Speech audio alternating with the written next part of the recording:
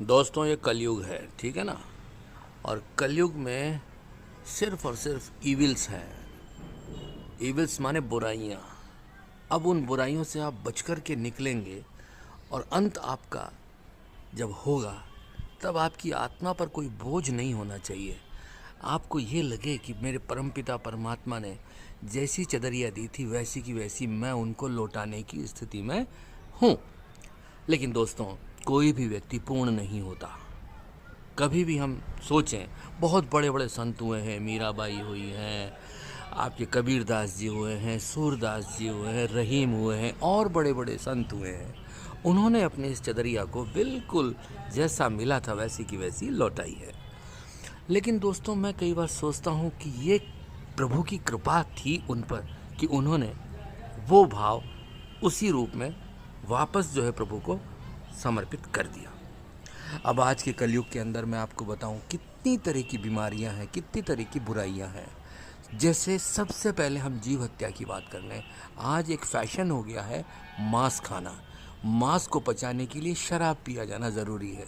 तो शराब और मांस का प्रचलन इतनी तेज़ी से बढ़ रहा है कि आप चाह कर के भी इन चीज़ों को अवॉइड नहीं कर सकते।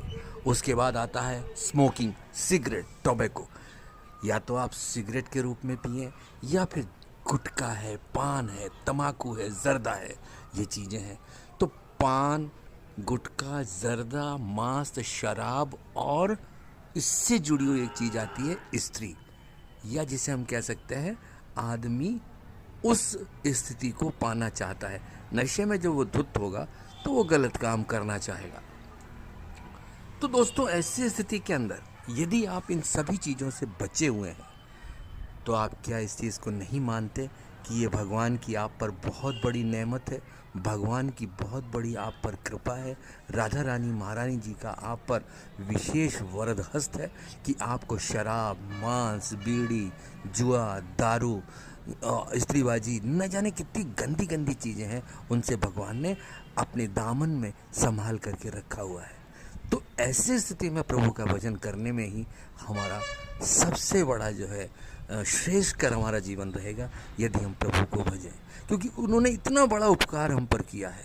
वरना यदि कोई कहे कि मैं खुद जो है क्या नाम इन चीज़ों को छोड़ रहा हूँ, ना ना ना, आप होते कौन हैं? आपको इन चीज़ों से, पवन से, जो जगत की पवन है, माया की पवन है, उससे प्रभु ने ही आपको बचा करके रखा हुआ है। तो मेरे गोविंद की कृपा, मेरी राधा रानी महारानी जी की कृपा आप पर है। इस बात का आप सदैव स्मरण रखें